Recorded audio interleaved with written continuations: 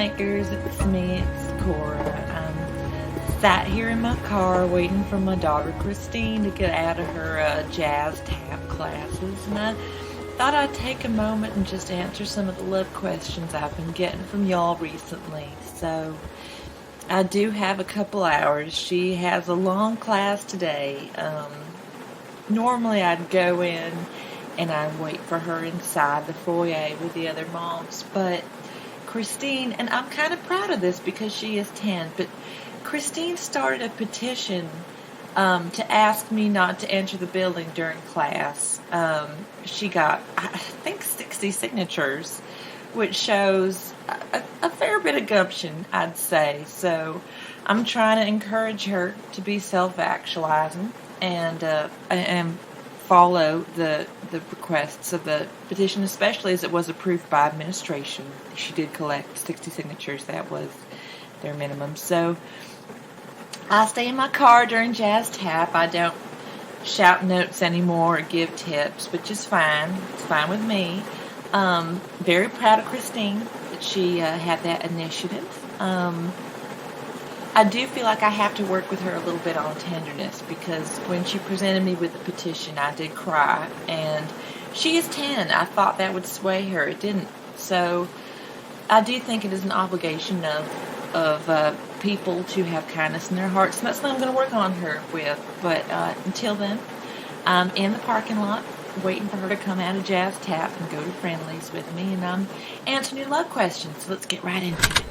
Hey, Cora, long-time caller, first-time listener. My wedding is about a month away, so I've started reading books on how to save my marriage, just thinking ahead. So here's my question. Cora, how do I save my marriage? Thanks. Well, let's put it this way. Ahead of all of us, hidden in the veils of time, is intense suffering. I mean, you can take it to the bank. Within the next 5 years, something is going to bring you to your knees in the kind of excruciating emotional pain that only a thoughtful human being knows. Whether that be career-related stresses, a debilitating disease, a loved one forsaking you for a cult. I can't tell you, but tragedy hangs over all of us like the sword Damocles. I think what you'll find is that it's not about you saving your marriage. Your marriage is actually there to save you. For me personally, when I first met Frank, I was about 50 pounds heavier than I am now. I couldn't cook a frozen pizza, and I didn't know what was inside me. Literally, I didn't know what was inside me. I had several sex toys that should not have been in my body for the duration of time they were. I had nature elements, a pine cone, an owl pellet that had to be surgically removed. And through Frank's lovingness and acceptingness and unconditional kindness to me, I regained a sense of self-respect. I left a suburban sex ring that I was working for, and I became the Cora that I am today.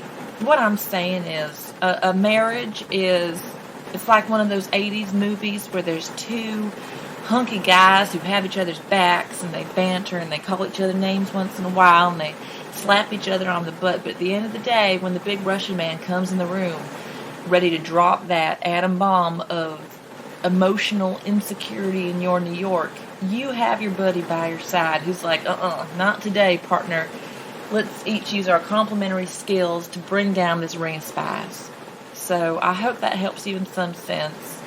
Don't worry about saving your marriage. Just worry about saving your partner from the tremendous pains they will be experiencing, and trust that they will save you right back. All right, I do wish you all the best. Hi, Cora. My name is, actually, I'd rather not leave my name. I'm a pillar of my community. I'm a VIP. And I guess, I'm gonna have to make this quick, because, I'm standing outside my ex-husband's condo, and I'm 500 feet away. I'm the allotted distance away that I'm supposed to be. And I guess my question for you is, when is it really over in a relationship? When when do we really say no? I mean, how long can we really hang on? I mean, there's always hope, right? Okay, and you know what? The cops are coming, so I have to go. Thank you. Well, caller, I'm getting the sense that you are in a stalking type situation. And so I want to tell you and the rest of the listeners a little story. When I was around 29 years old, a man started following me at my work, at that time I'd just gotten out of Piggly Wiggly's. I was moonlighting at a nearby Trinkets and Things. That's a private store in my town that sells mostly trinkets. He would come in every day and he wouldn't buy any trinkets. He would follow me through my work. I started chatting with him at first, and then it became very clear that he was just there to rake my body with his eyes. He figured out which was my car. He would hang out by the car. He left notes under my windshield wipers. He followed me home to my personal address. He started leaving a single rose on my doorstep. In the middle of the night, I would wake up and see him standing out in my lawn, staring up at my window. He got in touch with my parents and assembled a album of images of me from throughout my life and presented it to me at my work in front of my manager. That man's name was Frank. I'm currently married to him. We have 2 beautiful kids, 4 wonderful huskies. And all this to say, it's over when you find your happy ending. And I hope you and your fella find your happy ending very soon. All right, you let us know how it goes. Hi, Cora. I run a successful steakhouse. I'm a father and I'm a husband.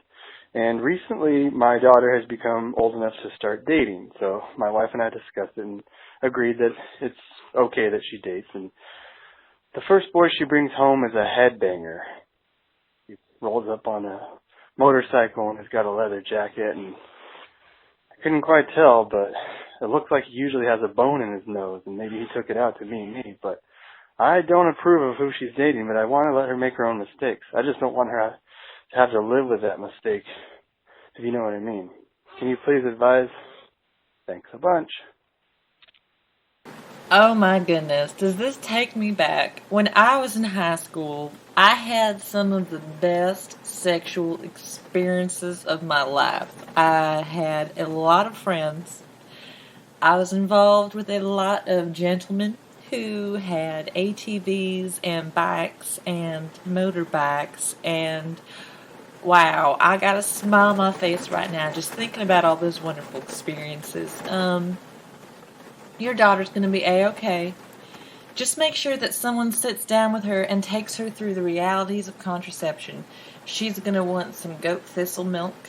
She's going to want to put charms made out of iron under her pillow. During her menses, her moon time, she's going to want to wear a lot of amethyst. To prevent male energies from mixing with female energies and manifesting in her womb as another part of the Lord and the Lady. So just have that really blunt talk with her, or if you do not feel comfortable having that talk with her, point her to YouTube. There are so many young people in this day and age who will look a camera straight in the eye and just say the most brazen things to an audience of millions in the kind of language that could strip paint off a fence, as my grandma used to say. So the salty sailors of YouTube are there to say the words that she can't. Just give her some key terms. Contraception, prophylactics, safe sex, and amethyst guidance, and let her loose before she goes on her next date. All the best to your daughter on achieving a full pubescence and starting one of the most amazing times of her life. I am jealous. So, looks like class has let out. I am going to just wait in my car and not approach the other parents as I've been asked to by my daughter. And I will be talking to y'all later. Call me with any of your questions, any of your love questions, love problems. Our number here at Lovemakers is 213-973-2157. That's 213-973-2157. And please do comment, leave me your comments, tell a friend about the podcast if you enjoy it, share it on your social medias, share it with your YouTube pals, and have a wonderful and blessed week.